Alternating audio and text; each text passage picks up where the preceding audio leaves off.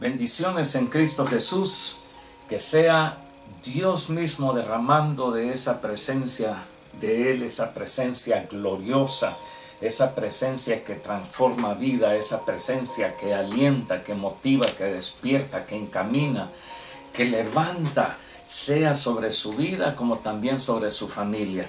Dios nos bendiga hoy día, este día miércoles 24 de abril, ahora que estamos iniciando este estudio de la palabra de Dios en el libro de Apocalipsis. Así es que sin más preámbulo, por favor vayamos al libro de Apocalipsis en el capítulo 12. Recuerde que estamos viendo detalles en ese capítulo 12. Estuvimos viendo la vez anterior sobre esa mujer vestida del sol, y ahora vemos en el versículo 5 y 6 de ese capítulo 12 que dice la palabra de Dios: y ella, refiriéndose a la mujer vestida del sol, dice: y ella dio a luz un hijo varón que regirá con vara de hierro a todas las naciones. Y su hijo fue arrebatado para Dios y para su trono. Y la mujer huyó al desierto, donde tiene lugar preparado por Dios para que allí la sustenten por 1260 días. La mujer vestida del sol da a luz un hijo, y es un hijo varón que regirá con vara de hierro a todas las naciones. Es decir, estamos hablando de un gobierno universal. Estamos hablando de alguien que vendrá a gobernar a todas las naciones, porque dice también que ese hijo fue arrebatado para Dios. Es impresionante esa palabra, arrebatado para Dios. La palabra arrebatado en el griego original es harpazo. Es exactamente la misma palabra que se menciona cuando el apóstol Pablo dice: y luego todos nosotros seremos arrebatados para estar con el Señor para siempre. La palabra harpazo es tomar por la fuerza, tomar de una forma casi a la velocidad del relámpago. Entonces dice de que este hijo varón fue arrebatado. Es decir, cuando nosotros pensamos en el arrebatamiento de la iglesia, pensamos que vamos a ser levantados para encontrar al Señor en el aire. El Señor vendrá con las nubes y nosotros seremos llegando hasta la presencia del Señor. La iglesia total, los muertos en Cristo primero, y luego los que hayamos quedado seremos harpazo, en griego seremos arrebatados. Y la escritura dice, acá donde leemos en este capítulo 12, este versículo 5 dice que ese hijo varón fue arrebatado, es decir, el Señor fue levantado hacia el cielo, y fue precisamente lo que encontramos en el libro de los Hechos, cuando los discípulos aún estaban reunidos viendo el momento glorioso cuando el Señor asciende a los cielos. Y hubieron unos ángeles que estaban acompañando, y uno de ellos les decía: este mismo Jesús a quien están viendo ustedes que está siendo ascendido a los cielos, este mismo vendrá con poder y gloria. Y lo más maravilloso que dice que todo ojo le verá. Pero el arrebatamiento de la iglesia es bastante similar a lo que aquí se nos presenta con el arrebatamiento de este hijo varón. Dice: para Dios y para su trono. Y la mujer huyó al desierto. Cuando alguien huye es porque le están persiguiendo, y es lo que estuvimos viendo la vez anterior en el caso de la mujer vestida del sol, donde Dios tiene lugar preparado para ella, para que allí la sustenten por 1260 días. Ahora, este hijo varón, entendemos y creemos de que representa al mismo Señor Jesucristo, para que venga después a gobernar o a regir con vara de hierro a todas las naciones. Quiero que veamos algunas citas bíblicas al respecto. El primer versículo que vamos a leer es lo que es conocido como el protoevangelio, es decir, la primera manifestación de la palabra de Dios, donde anuncia la venida del Hijo de Dios. Génesis 3, capítulo 3, versículo 15. Y dice, y pondré enemistad entre ti y la mujer. Aquí Dios está hablando a Satanás mismo. Esto es lo que se había dado allí en el jardín del Edén, cuando él instó, presentó la tentación primeramente a Eva y luego sucumbió también el hombre, Adán, y ambos cayeron en el pecado original, como decimos nosotros. Ahora, el Señor dice, pondré una enemistad, pondré una pugna, pondré una rencilla entre ti. A ti te estoy diciendo, Satanás, va a haber una enemistad entre ti. Tú lo vas a buscar por todos los medios para acabar con él. Y dice, y entre tu simiente y la simiente suya. Esto es bien impresionante. Entre tu simiente, cuando la Escritura habla de simiente, habla de hijos. Y cuando hablamos de la simiente de la cual el Señor se refiere en primer lugar, donde dice, pondré enemistad entre ti y la mujer, entre tu simiente, Satanás, en otras palabras, entre tus hijos y la simiente suya, y es decir, los hijos del hijo de esta mujer. Esta te herirá en la cabeza y tú le herirás en el calcañar. Ahora, yo he escuchado a muchas personas decir, no todos somos hijos de Dios. Pero aquí Dios está diciendo lo contrario.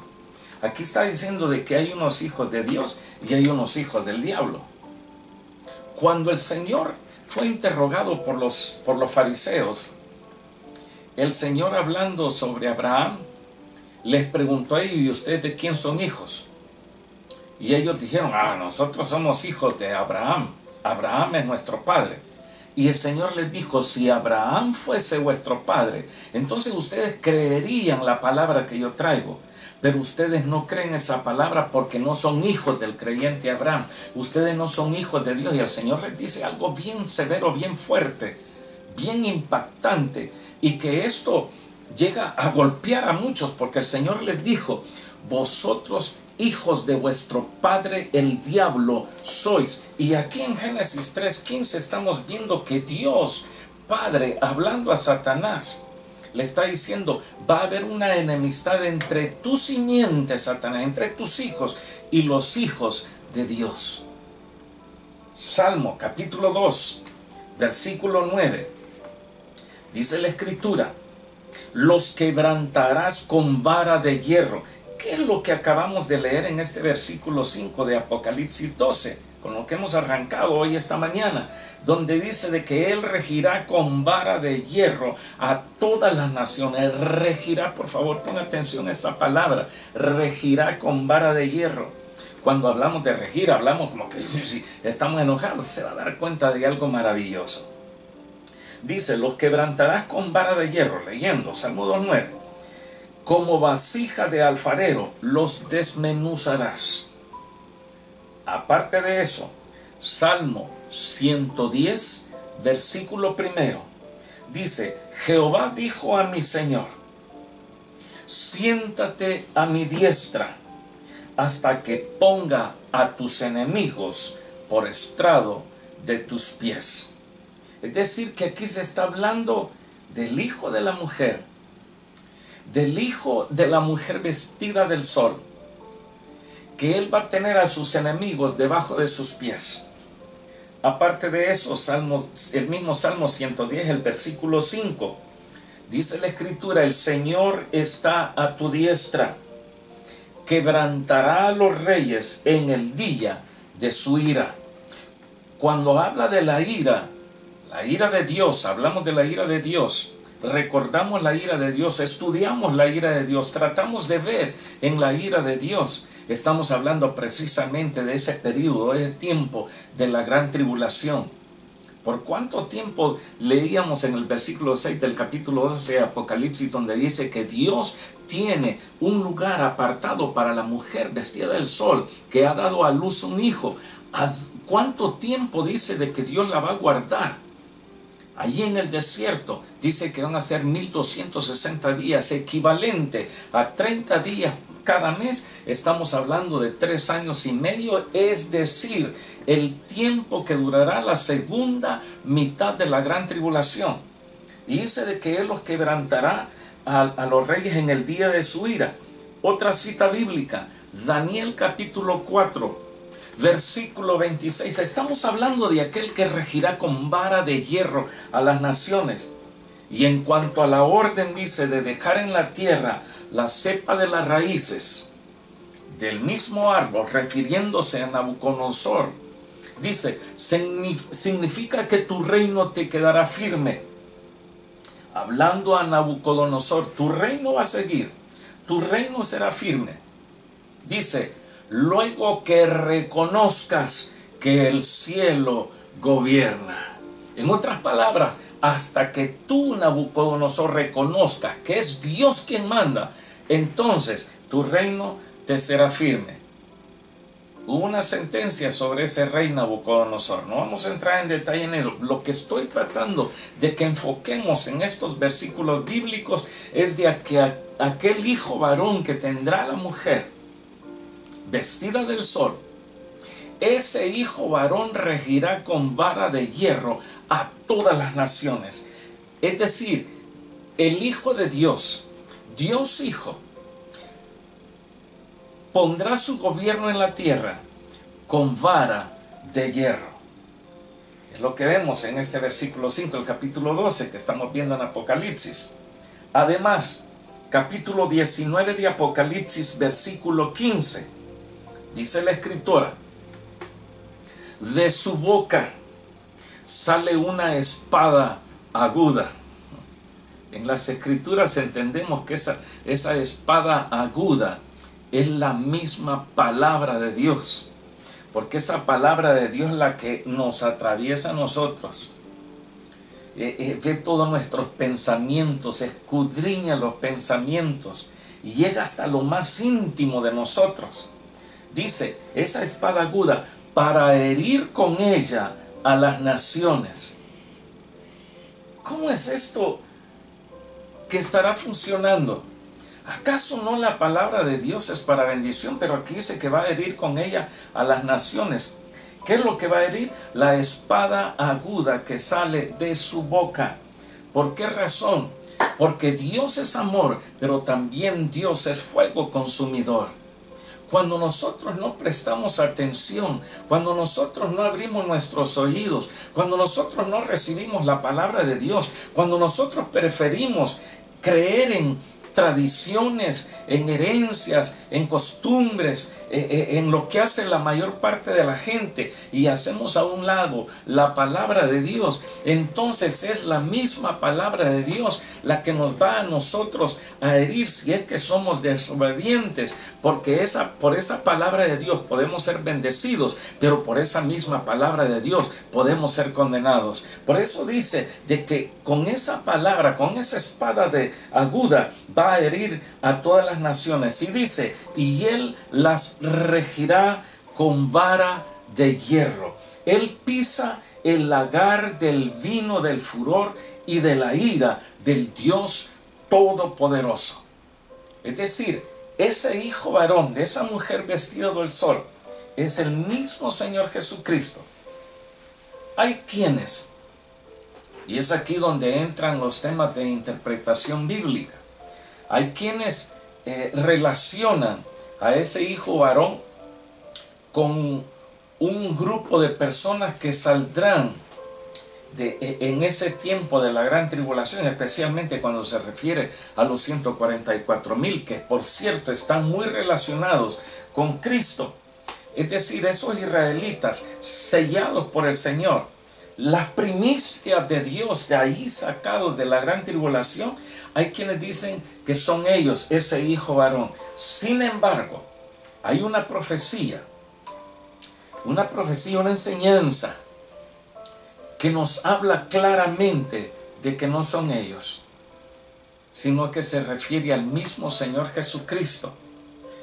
Es decir, cuando nosotros vamos a las Escrituras, y especialmente el capítulo 9 de la carta a los Romanos, los versículos 4 y 5, he mencionado esto, por favor, si usted lee la carta a los romanos o la epístola a los romanos y se dirige precisamente a los capítulos 9, 10 y 11, ese es el tratado escritural que nos ha quedado como revelación de parte de Dios a nosotros con relación al pueblo de Israel. Y respecto a ello dice lo siguiente en estos versículos 4 y 5. Por favor, veamos. Pablo dice, cuando dice, tengo un gran pesar por los de mi nación, hay un dolor en mi corazón. Yo mismo quisiera ser apartado de Dios por amor a ellos. Dice que son israelitas, de los cuales son la adopción, la gloria. Es decir, todo esto pertenece a Israel. La adopción de hijos es de ellos. La gloria de Dios pertenece a ellos. El pacto es precisamente con ellos, con quien Dios hizo pacto, el antiguo pacto por medio de Moisés. La promulgación de la ley, el culto y las promesas de quienes son los patriarcas, es decir, Abraham, Isaac, Jacob y todos los demás profetas que hubieron, son precisamente de Israel. Dice, y de los cuales, según la carne, vino Cristo, el cual es Dios sobre todas las cosas, bendito por los siglos. Amén. Ahora, relacionando estos dos versículos de Romanos 9 con ese versículo 5 y 6 de Apocalipsis 12, hay un entrelace, hay algo que engrana, algo que ajusta a la perfección. El hijo varón de aquella mujer vestida del sol, con ese hijo que nació de Israel mismo. Es decir, el mismo Señor Jesucristo, a quien Pablo, el apóstol a los gentiles, identifica por nombre, de los cuales dice, según la carne vino Cristo. Le doy otro versículo, otro capítulo, Gálatas, capítulo 4, versículos 4 y 5. Dice, pero cuando vino el cumplimiento del tiempo, Dios envió a su Hijo, nacido de mujer y nacido bajo la ley, para que redimiese, es decir, para que comprara. Redimir es pagar un precio y tomar lo que ha sido quitado. Dice, y redimir, dice, a los que estaban bajo la ley, a fin de que recibiésemos la adopción de hijos. Por eso ahora que tenemos a Cristo en nuestros corazones, nosotros con libertad podemos decir, somos hijos de Dios. Somos hijos del gran creador de los cielos y de la tierra. Y el Señor, ojo, dijo, pondré enemistad. Lo que vimos al principio en Génesis 3. Pondré enemistad, pondré una pugna, pondré un pleito entre tus hijos, Satanás, y los hijos de la simiente de la mujer, es decir, de los hijos de Cristo, engendrados en Cristo, recibidos como hijos adoptados de Dios. Y por supuesto que hay una pugna. Mire lo que acaba de suceder allá en Sydney. Ese obispo de esa iglesia, hablando sobre Dios, hablando sobre la presencia de Dios dentro del ser humano. ¿Y qué fue lo que hicieron? Un muchacho de 16 años llegó y lo apuñaló. ¿Cuántos cristianos no han sido masacrados?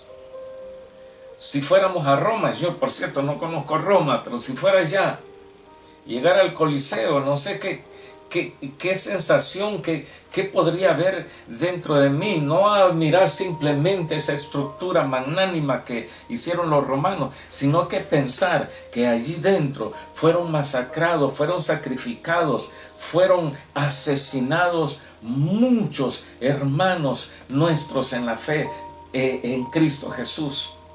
¿Por qué? Porque hay una enemistad puesta hacia el pueblo de Dios. Hay una enemistad puesta hacia el pueblo, quiérase o no, hacia el pueblo de Dios, al pueblo escogido llamado Israel. Hay una enemistad a muerte. Yo he escuchado a personas decir, yo odio a los evangélicos. Yo los he escuchado. Y ahora eso muchas veces entristece, pero eso es algo que el Señor dijo que tenía que suceder.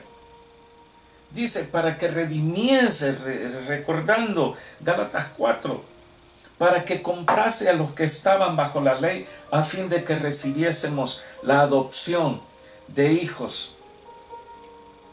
A ese hijo de la mujer fue a quien Herodes trató de matar. Dijo, asesinen, maten, quítenles la vida a todos los hijos varones de 2 años hacia abajo, mátenlos a todos. Y es ahí donde se cumplió aquella profecía, que el profeta dijo, voz fue oída en Ramá, cuando sacrificaban a todos aquellos niños.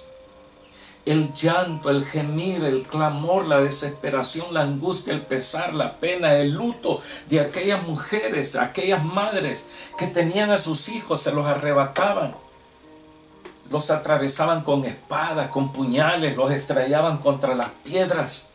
Hubo una masacre impresionante. Lo mismo que ocurría en Egipto, cuando Faraón dijo, mátenlos a todos los niños, terminen con ellos. Lo mismo ocurrió con el nacimiento de Cristo. ¿Por qué? Porque el enemigo ha estado dedicado a destruirlo, a quitarle la vida, a matarlo, a dejarlo fuera de la historia. Desde que nació fue perseguido. Ahora Cristo, nacido como rey, tuvo muchos enemigos, no solamente Satanás, los escribas, los fariseos, gente como el mismo apóstol Pablo, como lo conocemos, pero antes de ser el apóstol Pablo, el famoso Saulo de Tarso, un enemigo acérrimo en contra del Señor, en contra del camino que él mismo decía, yo soy el camino, la verdad y la vida. Entonces Pablo, como enemigo de ese camino, como enemigo de Cristo, tomando prisionero a los cristianos, metiéndolos en las cárceles. Y fue cuando el Señor lo encontró y Pablo le decía, ¿quién eres, Señor? No te conozco. Y el Señor le decía, yo soy Jesús, a quien tú persigues, Saulo. Dura cosa te es dar puntapiés o patada contra un gran aguijón, contra una gran aguja. Porque a quien estás persiguiendo es a mí directamente. Y usted dirá, ¿cómo fue eso? ¿Acaso no fue el Señor quien dijo, cuando ustedes le dan un vaso de agua a uno de estos pequeñitos, a mí me lo están dando? Cuando ustedes visitan a alguien que está en la cárcel, a mí me están visitando. Cuando ustedes le dan un pedazo de pan a alguien que tiene hambre, a mí me lo están dando. Es decir, el Señor tuvo muchos enemigos, escribas, fariseos, doctores de la ley. ¿Cuántas veces en los evangelios leemos de que al Señor Jesucristo lo perseguían, lo querían tirar por los precipicios, por los abismos, pero el Señor pasaba en medio de ellos? Ese fue el gran triunfo que sintieron cuando el Señor era levantado en la cruz. Pero el Señor ya les había dicho a sus discípulos, así como Moisés levantó la serpiente en el desierto, para que todos aquellos que eran mordidos por serpientes, todos aquellos que estaban muriendo, los que estaban por morir y veían la serpiente, recibían sanidad. Entonces yo seré levantado también como aquella serpiente. No será mi fin, sino que será la salvación de todos los que en mí crean. Y es por eso que nosotros siempre insistimos, deje todas las cosas, vuelque su corazón, vuelque toda su atención, toda su vida, todo su ser, toda su alma, todos sus pensamientos, todas sus emociones, vuélquelos a Cristo, porque en Él está la vida. Porque en Él hay redención de nosotros, en Él hay un pago por nuestros pecados, en Él está la vida eterna. Por esa razón hay muchos enemigos de Cristo. Ahora Él vino como Rey, con un dominio universal que todavía está por cumplirse, que es lo que estamos viendo en estos versículos 5 y 6 de Apocalipsis 12. Porque Él regirá con vara de hierro a todas las naciones. Cuando dice regirá, lo vimos en el versículo 5. Esa palabra regirá, en el original griego, como fue escrito, es la palabra poimanó, o de poimeo, de donde viene pastor. Y poimanó quiere decir pastoreará con una vara firme. ¿Acaso no fue el mismo salmista David, aquel que vivía en el campo con las ovejas? ¿Acaso no fue él quien fue inspirado por el Espíritu Santo y escribió: el Señor es mi pastor, nada me faltará?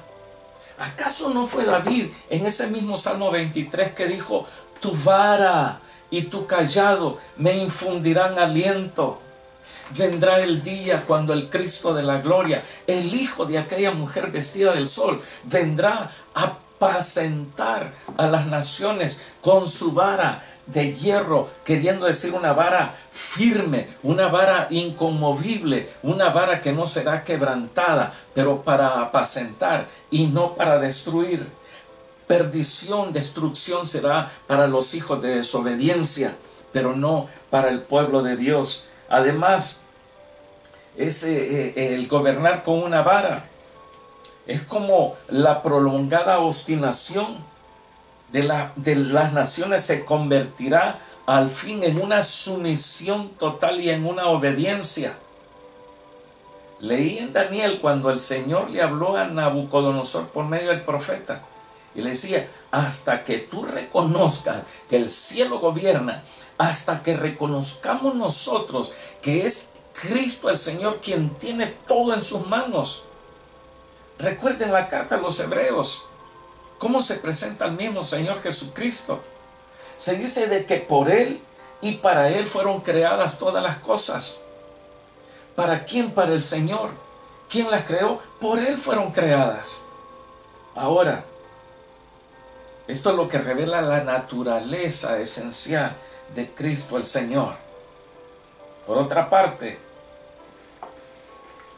aquí podemos estar viendo también nosotros la ascensión de Cristo, mostrada en este versículo 5, lo que dice mención del libro de los Hechos, cuando dice: y su Hijo fue arrebatado para Dios y para su gloria. En este versículo 5 vemos la ascensión de Cristo a los cielos después que se presentó a aquellos 120. Impresionante que en 10 días 380 echaron pie atrás, más de la mitad, y quedaron solo 120, que fueron los que presenciaron que Cristo era levantado a los cielos. Por otra parte, en estos versículos 5 y 6 del capítulo 12 no se dice nada sobre la muerte del hijo varón, sino que se habla de que nace, pero que es arrebatado por el Señor para Dios y para su gloria. Pero también vemos de que el Señor Jesucristo está muy relacionado con Israel y con el gobierno de todas las naciones. Ahora, de Él depende su nacimiento y su ascensión al trono. Por otra parte, podemos con los ojos de la fe ver de que sí, Él tendrá una vara de hierro, ese hijo varón, el Cristo de la gloria, y en sus manos las marcas de los clavos, y en sus pies también marcas de los clavos cuando fue crucificado. Su hijo fue arrebatado y la mujer huyó al desierto. Su hijo fue arrebatado y la mujer huyó al desierto. Lo que tenemos aquí es todo el periodo de la historia que va desde la ascensión de Cristo hasta el tiempo horripilante, difícil, duro, severo, drástico, grotesco de la gran tribulación. En estos dos versículos, 5 y 6 de Apocalipsis 12, lo que hemos leído al principio, aquí tenemos desde la ascensión de Cristo hasta la gran apertura de Jacob, 3 años y medio. Por otra parte, también se nos dice de que la mujer fue llevada al desierto. Ahora, Dios en su sabiduría aparta a la mujer, y hemos visto que esa mujer es Israel, a un lugar especial, a un lugar de seguridad, a un lugar donde es provisto por el Señor Dios Todopoderoso, para que no terminen con ella, o es decir, con la nación de Israel. Hay quienes dicen que este lugar es Petra, es el lugar turístico, es un lugar desértico. Dicen que hay mucho espacio para muchas personas y dicen de seguro va a ser en Petra, porque Petra quiere decir roca o quiere decir sostén fuerte. Pero eso está por verse, donde el Señor llevará a todo su pueblo. Ahora, la última semana profética de Israel que estamos viendo, estos 1260 días cuando la mujer es llevada aparte y sea la gran apertura de Jacob. Cuando hablamos del desierto, hablamos de un lugar donde Dios trata con nosotros. Como creyentes tenemos cierto vocabulario y decimos, ¿dónde está, hermano? Estoy en la cúspide de la montaña, aleluya, estoy bien. O a veces decimos, no, estoy en el valle. O hay quienes decimos, no, en este momento estoy en el desierto.